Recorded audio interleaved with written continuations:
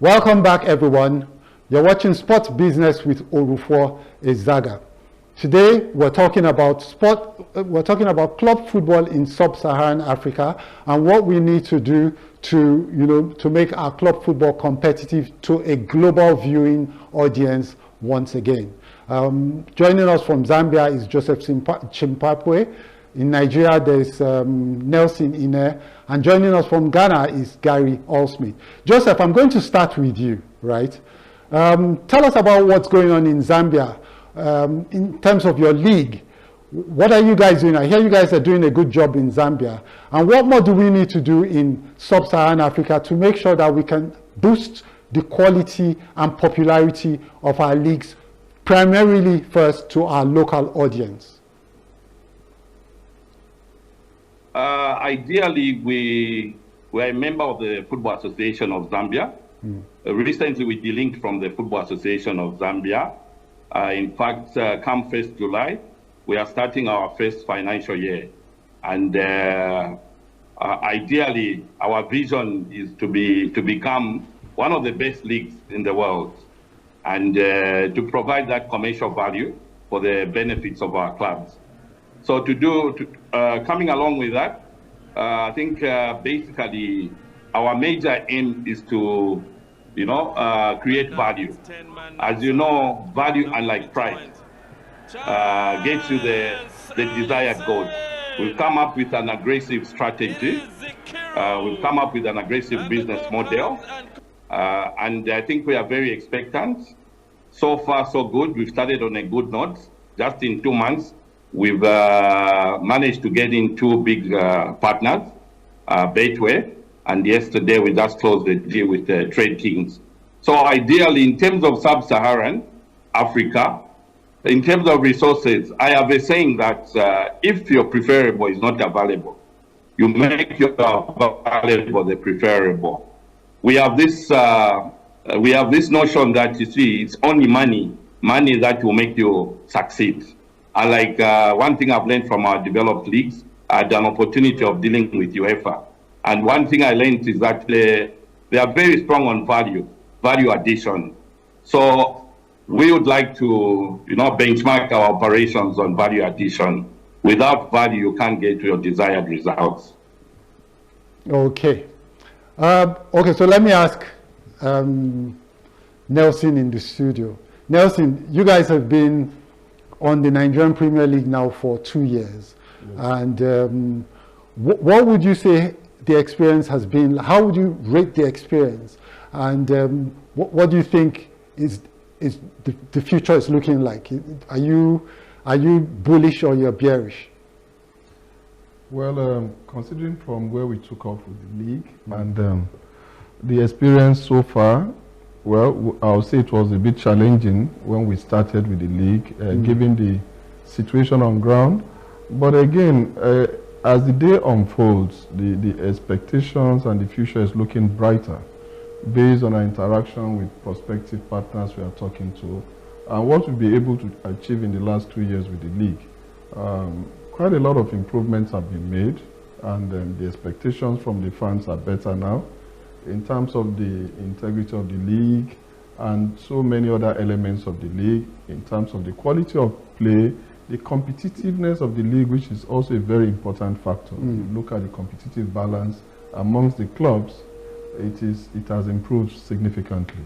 So our expectation is that the first 2 seasons we've worked with the league, we expect that the 3rd season is going to be far better than what we have experienced in the last 2 years in all aspects of the league. So you think you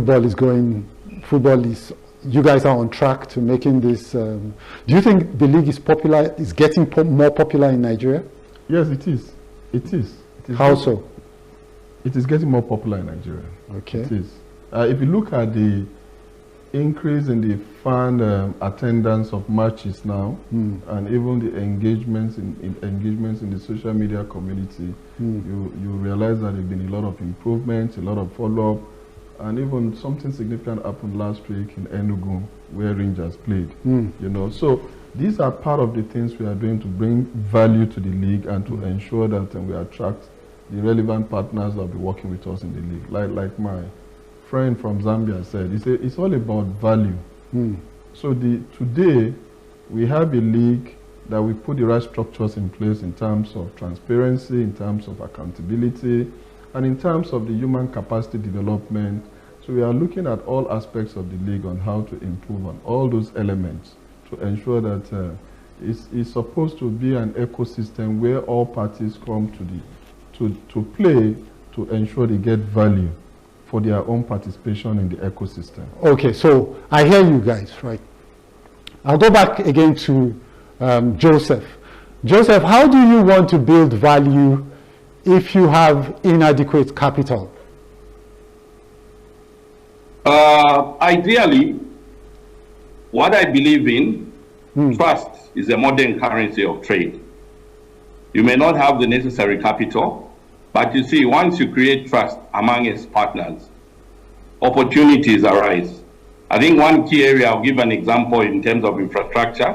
Of course, it's quite costly, but one area that we can capitalize with what we call PPP, I believe it may be the same, the private-public partnerships. You get the big corporations, you partner with them, and in order to come up with the necessary infrastructure. Yeah, but of course, I spoke about finance. It's about creating the right culture, because you see, finance, you're just looking behind. What's done is done, you can't correct. But I believe there are two other benchmarks, perspectives you look at. The other perspective is stakeholders. Are you engaging with the right stakeholders? Yes. The funds, I can see there on the screen the lost funds, we'll speak to that. Are you engaging with the regulators? Yes. So you need to have the right relationship management. Then your processes. I think your processes will define your culture. Have the right processes. My colleague spoke about governance, transparency. That can only be attained if you have the right processes. And obviously, lastly, have the right people. Because, you know, people are the only resource you can never own.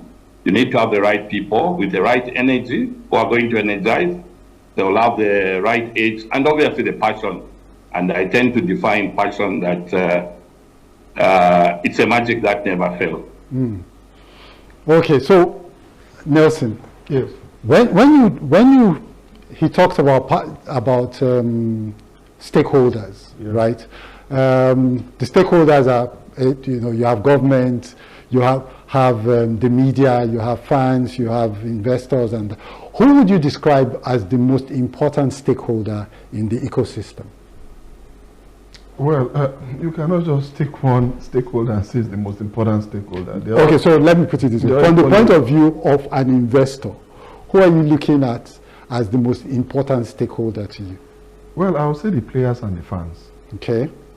Because you see, for an important stakeholder like a partner, they are looking at the numbers in terms of value. Okay. Apart from the numbers, they are also looking at the kind of structures you have in place to drive the process. If those are structures that has the capacity to build on successive improvements over time, it's also very key for them, because they believe that if you have the right structures in place to drive the process, the tendency of the value of the property to grow is very, very high. The probability is very high. But if the structures are not in place, then the ability to attain some level of sustenance and consistency in growth becomes very, very challenging. So for the partners, we look at the fans, the players. When I mean the fans, in terms of the numbers, both on-field and off-field, the eyeballs, the number of people that have passion to watch the league.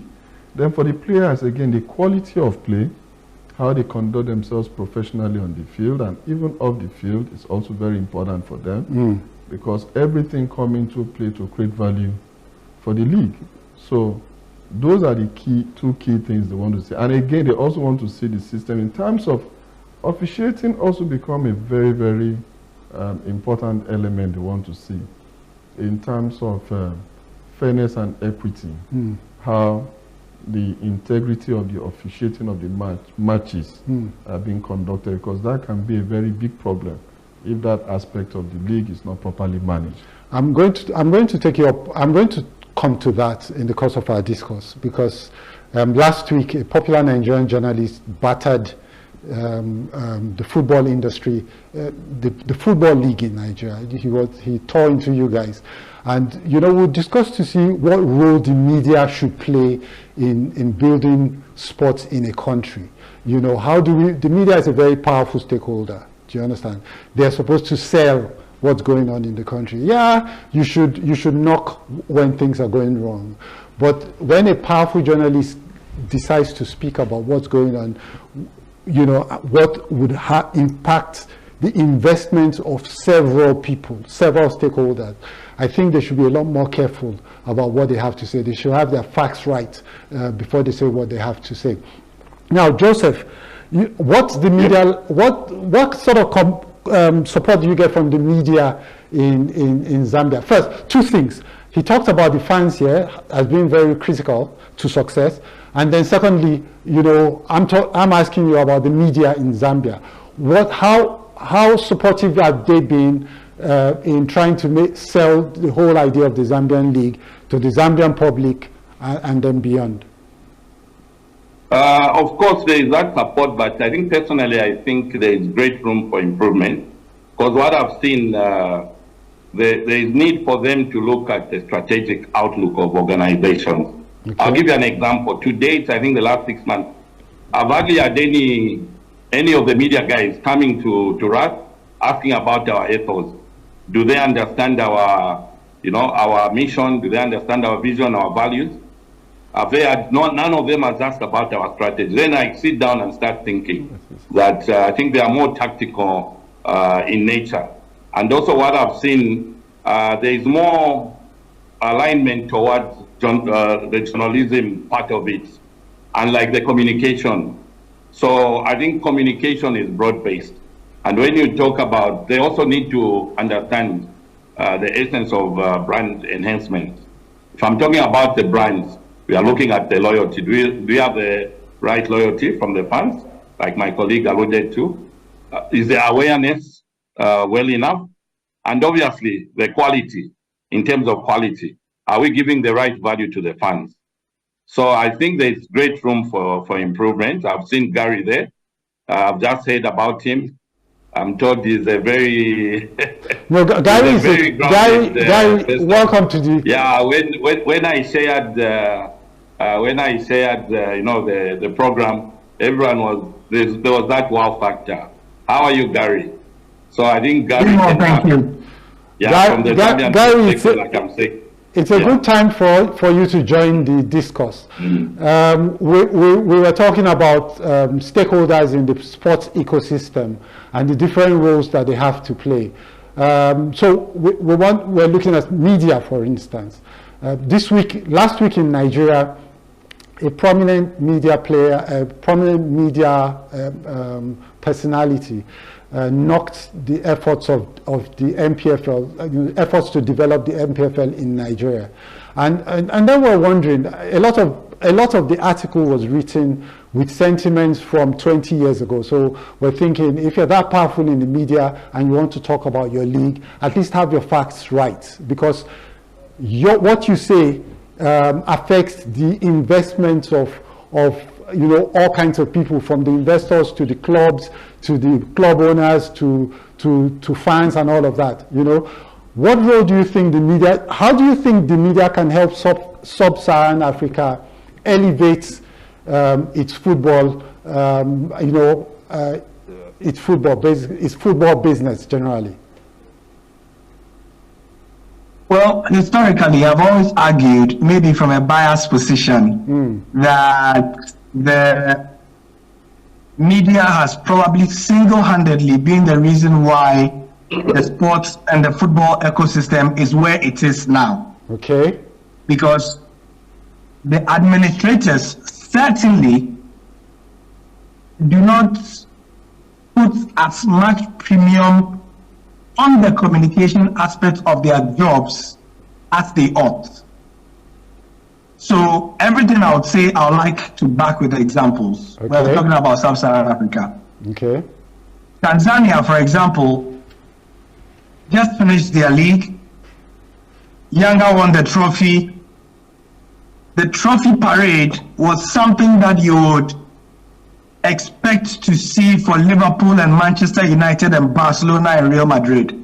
Okay. That well organized, that good, that passionate, that world class, right? But they got there, as I'm sure you have discussed several times on your show, when these topics come, not by fluke, but because the owners of the product, and the owners of the product, not the owners of the product do not include the media, as it were, the primary owners of the product are the federations, the people who, so if it is the MPFL, it is owned by the NFF, not the Nigerian media, not your station, not Wazobia, not Brila, not, you know. So the reason why I'm saying it, people say, oh, the media are supposed to, yes, it is an adjunct part of their job.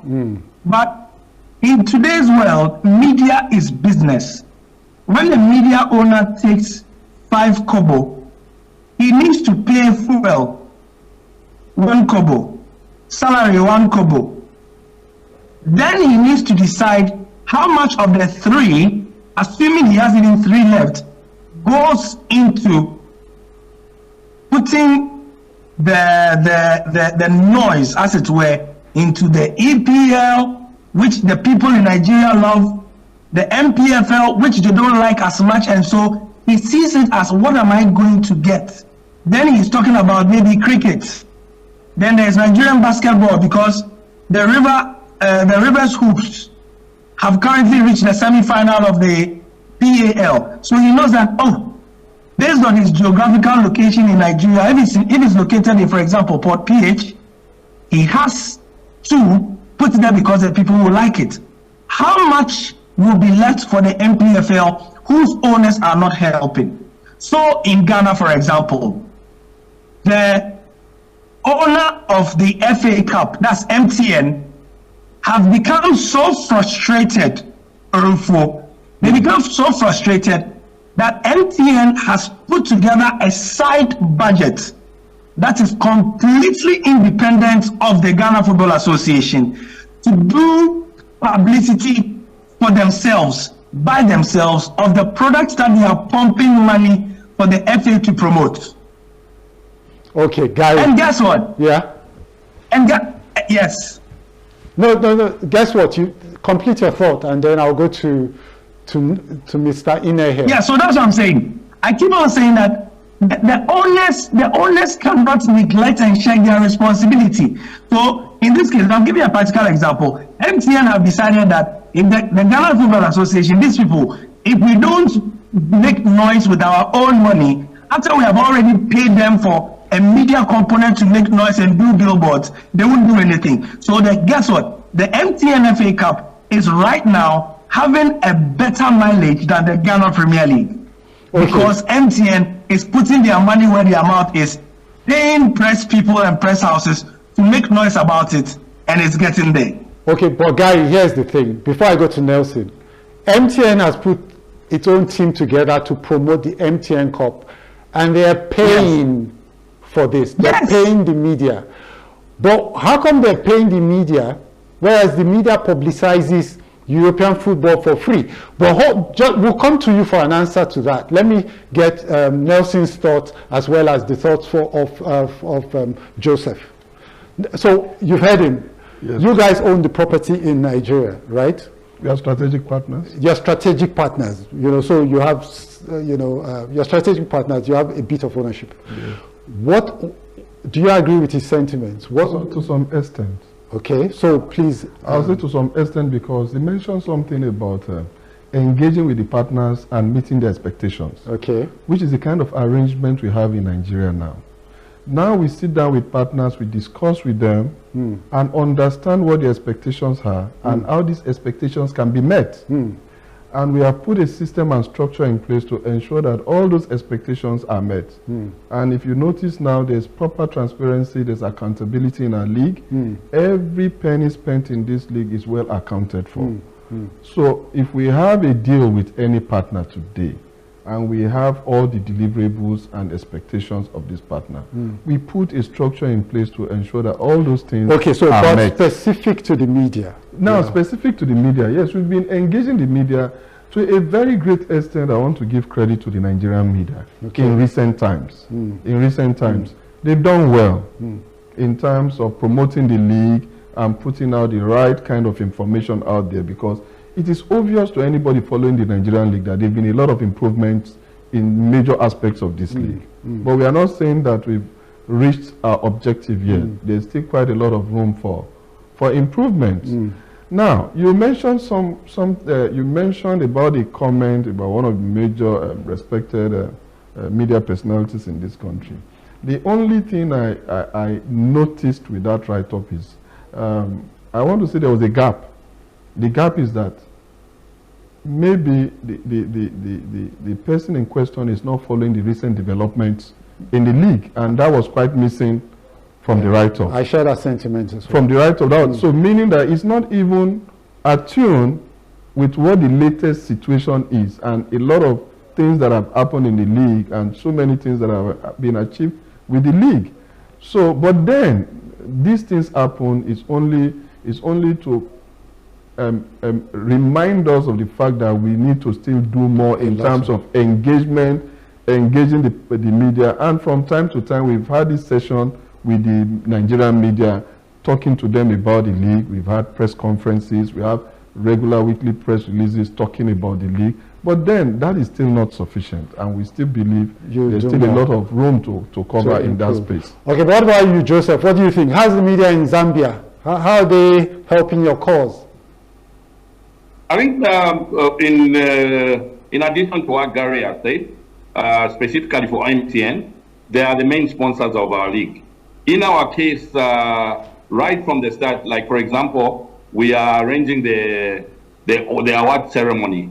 We've even created a WhatsApp group. We are working hand in hand. They brought in the media personnel. But Gary, before you came in, what I was saying is, from the media point of view, there is a need for more aggression. Probably we need more of Gary's across Africa, because I can see from his body language that he's quite aggressive. Before you came in, I was lamenting that having started the Zambian Premier League, we are just starting. I've never had any of the media guys coming to me asking about my strategy, asking about my business model, asking about my business ethos. By that I mean, what is my vision, what is my mission. It's a business as usual. I would like to see more of business as usual. People thinking outside the box from the media area. We are also introducing another cup, which we are calling the ZP, or Zambian Premier League Challenge Cup. In our budget, we've already budgeted for media. Even at the stadium, we find there is a media tribunal. No? The accreditation is always done. So I think in terms of interaction and relationship with our media, I could say it's all right. I can't complain. But obviously, there is always room for improvement. Okay, Gary. So can you close on this media aspect of so that we can go to other areas that we need to improve if we want to make... Yeah, so you asked me a question, so I'll touch on that for literally 1 minute before. Yeah. Now, when I say, for example, and there's something that was mentioned in the Zambian context that I need you to take cognizance of. Okay. That the money we're talking about pumping into the media is not necessarily that they are paying physical cash to the media. Okay. But investing in facilitation. Yeah. Okay. Now, you know, I follow the Nigerian MPFL. What is changing now that was not there was that there is a will at least to meet the media halfway for information purposes. Because we all know that when a radio journalist or TV journalist sits behind the console, the least thing he needs is information. He needs statistics. That the game will be played at this match venue. That this player will be yellow carded. If he is yellow carded, he will miss the next game. Those basic things. You understand? So we in Ghana at least, we don't get that information from any official sources at all. Okay. So if you, the media, don't know, for example, the team manager of Team A, you call him to say, Can you give me any team news ahead of today? You are not going to get anything. Now, you mentioned why we do it for free for the EPL. Now, you might guess the answer. With the click of a button, when I go onto the internet, I will get more information about Burnley versus Southampton than I ever need for Remo Stars versus Sporting Lagos. Tell me I'm lying. Okay, Gary, you have asked your... So that is the thing. Yeah. And you see, media have time on our hands. We want to argue. We want to open the phone lines. But when we open the phone lines and we want people to talk about the top lineup, because in Ghana, we had our biggest game of the season, Asante Kotoko versus Heart of Oak on Sunday. Yeah. Only 5,000 people attended. Only 5,000 people attended. But why is that? 40,000 capacity. Why is that the case? Because, okay, so several factors lead. There was no noise whatsoever. This was the game. There was no noise. And when I say no noise, I mean also there was no noise from the FA whatsoever on the game. They gave us nothing. We kept asking for access to the two teams just to go and create content. Yeah. Both teams said they want, they don't want any problem, so they shut the doors to the media. Not one media house. We have about 500 newspapers. We have about 300 radio stations in the country, or 300 TV stations or something. Not one was given access to the camps of these two giants to do free event coverage. Wow. Only Star Times was allowed to do that. How can we, and this was in the week that we were building up to other top European matches where the information was for free. So guess what? The Ghana Premier League top liner of Kotoko and Hearts was fighting against DSTV, who were going nationwide doing promos for their Feast of Finals. You know the Feast of Finals we are talking about. The Champions League on the 1st of June, the Europa League final, the Conference League final, and they were going station. You know what I mean? Yeah, I know. So Gary, that's the thing. Gary, yes. I think you made an interesting argument, right? So we need to look at other stakeholders, right? Otherwise, our time would sure. be. Yeah. So we're going to take a very short break, and when we return, we're going to be talking about fans and how to get the fans to the stadium. Like you have said, only 5,000 people came to watch. If you're filming a match and there are only 5,000 people in a 50,000 capacity stadium, the viewer of that match thinks nothing is happening, all right? But if the stadium is full, then you can begin to get viewers around the world thinking it is all happening in Ghana. How do we get the fans into our stadiums? And when we come back after the break, we'll discuss this. Please don't go away. When we return, the business returns. Hello, welcome back to the program. You're watching Sports Business with Orufo Ezaga. We're live from Nigeria, from Lagos, Nigeria, on Plus TV Africa. I have on the program today Nelson Ine, who is the top guy for the MPFL in GTI, the Investment Banking Partners of the League.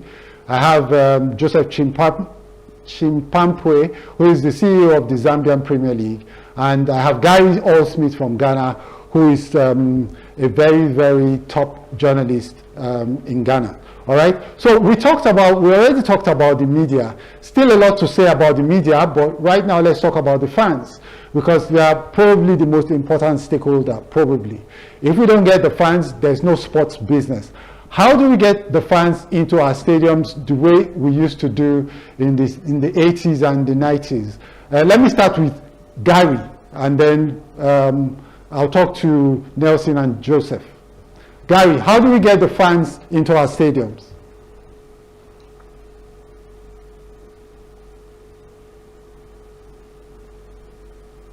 Okay, so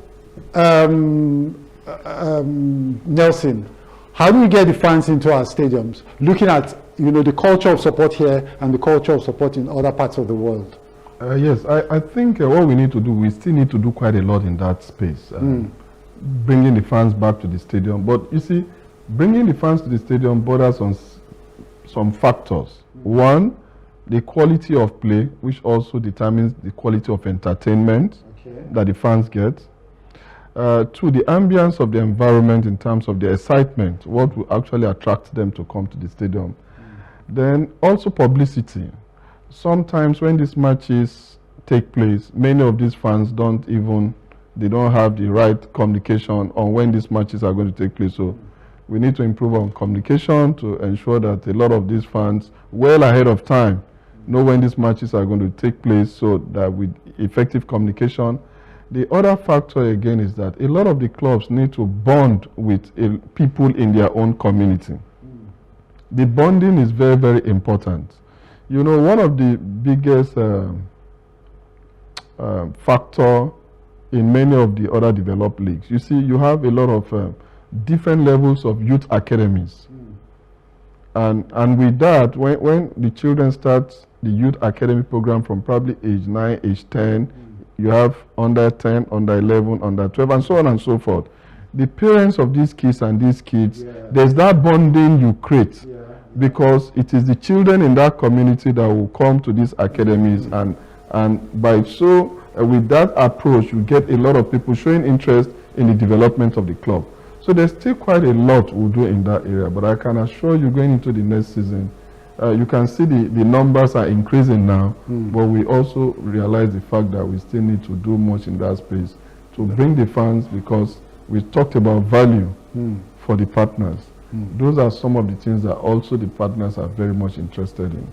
And we'll do quite, apart from that, we need to look at other things that will excite the fans. So many other activities that will make the fans crave to want to watch these matches. Non-football activities. Non-football activities. Yeah. There are other side activities, promos, and all those stuff you do that will also arouse that interest in these fans. So those are some. Then one other thing I think we also need to do, like I said, the engagement of the clubs with the community. I mean, the good players of this team, we need to showcase them and actually celebrate them and create that heroic situation around them, because it's very, very important. The hyping of the good players, and like Gary mentioned, information about these players, their statistics, clips on their biography. So there's quite a lot, and even the behind the scene activities that will make fans want to come to the stadium to watch some of those things they have been exposed to. Okay. So those are very, very key and important. Okay, Joseph, what do you have to say? Do we have Gary back? Okay. I think for me, when I look at the fund, there are three things I look at. First and foremost, you need to get the share of the mind of the fund. You need to engage their mind so that, you know, they start thinking about African football. And probably that's how we can run away from, I think we made reference to the European League. Once you get the share of mind, then you get the placement of your brand. Your brand placement is there. Once you've done the placement, and ultimately as a club, you get asset utilization. This is where now you get value for money. And also during matches, what I've noticed in the African context, we've just concentrated on the 90 minutes. But you see, before the 90 minutes, there's before the match, the pre-match experience. I think Nelson has alluded to most of the things that you need to do. And also the after the match experience. So it's in three parts. The experience before the match, the experience during the match, and the experience after the match. And when you look at the demographics,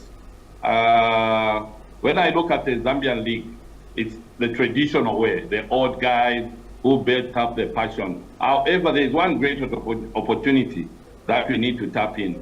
By this, I mean the millennials and the Gen Z population. When you look at this categorization demographically, they lack that attention span. In our case, I remember in the 80s when Zambia was playing, when I was at university, we would start off at 04 in the morning, 4 a.m., get to the stadium. The match is at 3 p.m.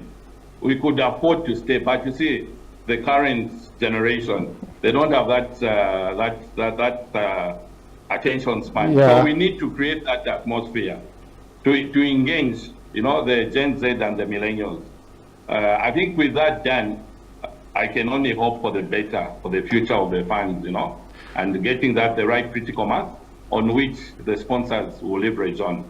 Okay. Gary. Hello, Gary. Oh, okay. All right, I think we've lost Gary. But here's the, okay, so we have the fans. We have identified the fans. How do we win the fans? Very critical. You mentioned culture, and he's talking about, basically we're talking culture, we're talking quality football, we're talking hyping players, because see, if fans follow stars. True. Hello, Gary. Yes, I'm here. I can hear you clearly. Oh, okay. So let me just round this up, and then you can say, fans follow stars.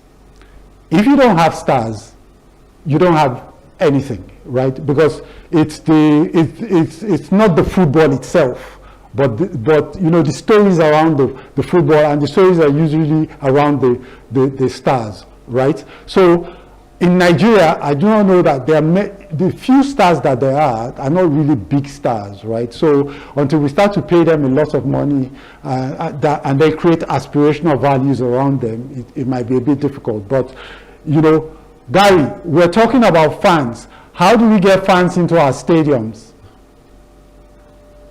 Well, I think you started by answering part of it. We need to get stars into those stadia for fans to develop an affinity.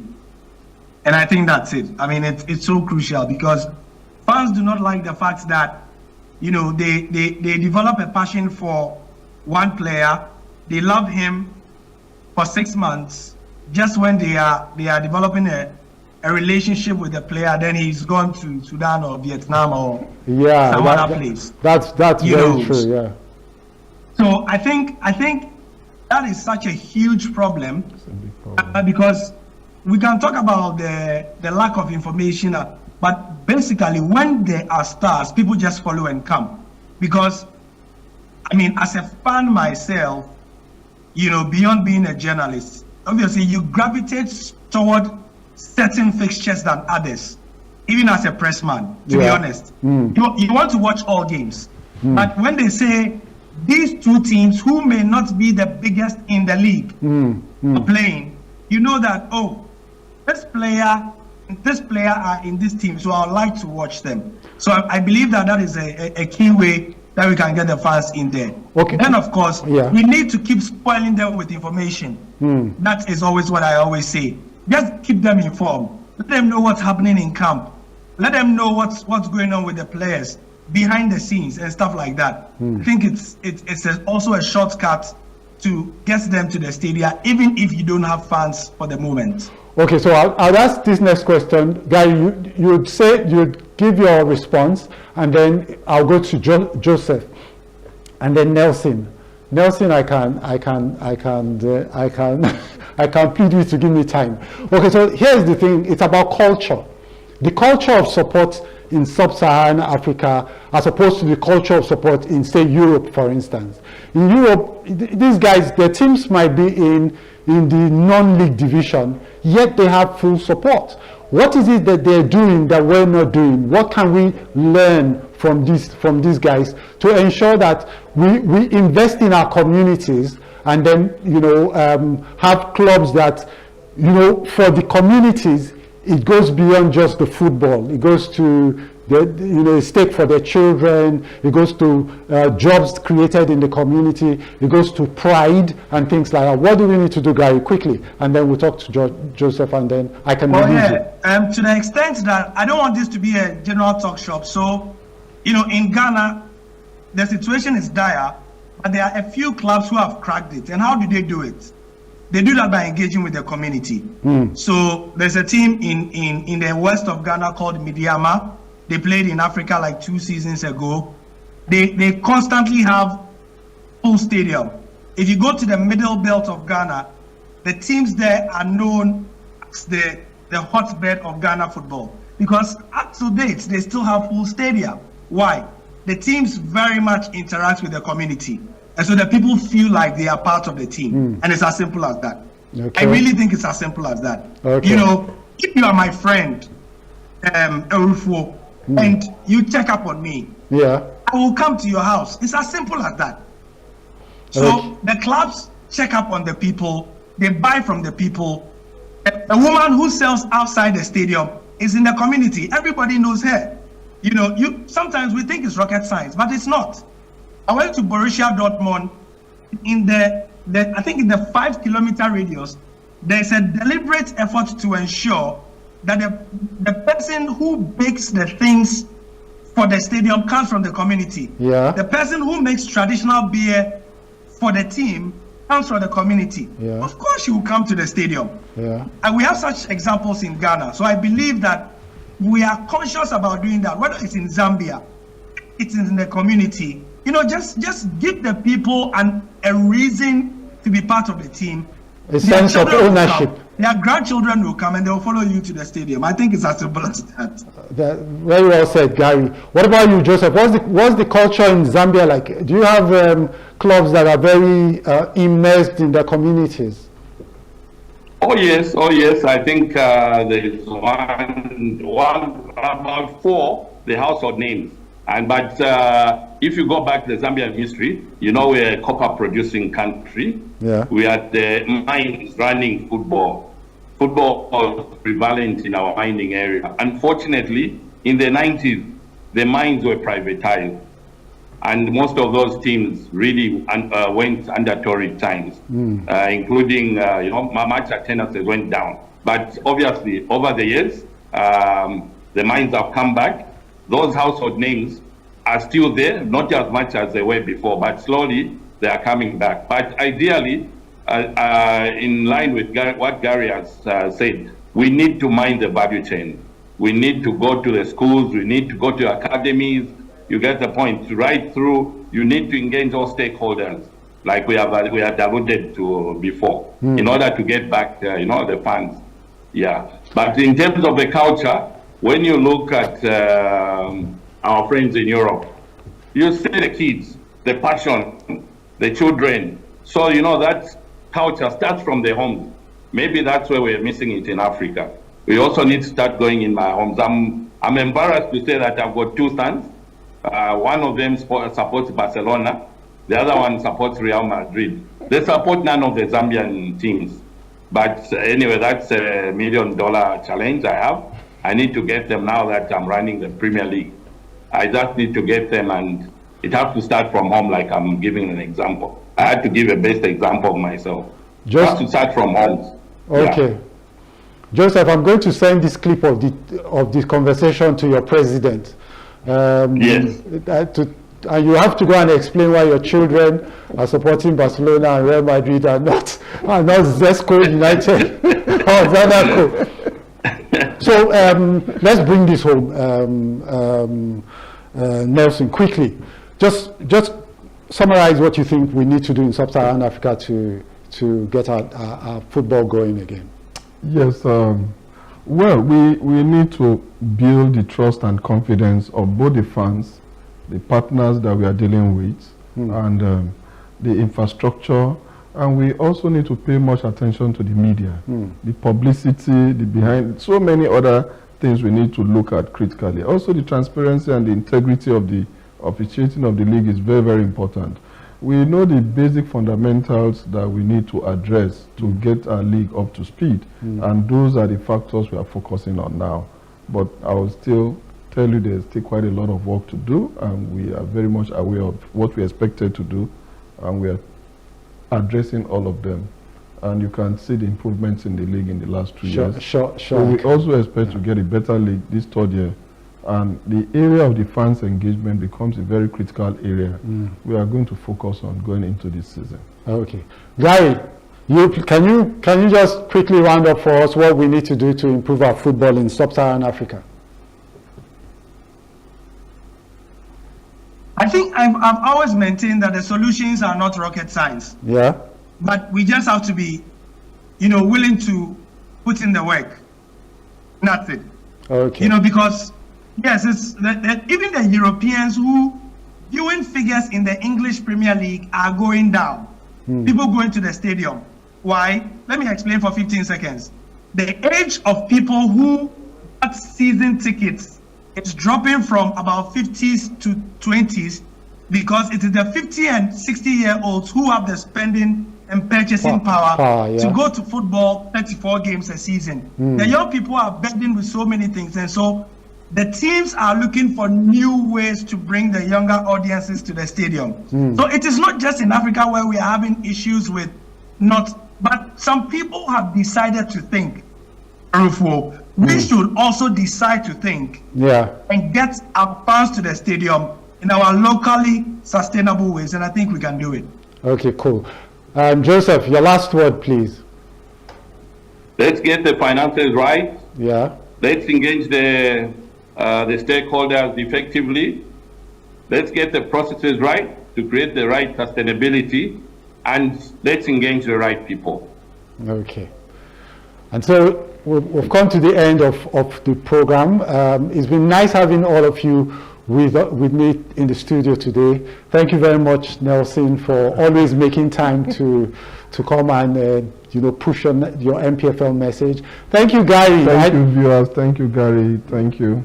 Yeah, thank you, Gary. I know the sacrifices that you have had to make to meet this program, and I thank you for it. So you're released. You can go and you can go and meet your orgas now. You go and take them where you're supposed to take them. Sure, thank you. Yeah, thank you, Gary. And Joseph, thank you too for this. We're going to have several more opportunities to engage on this. The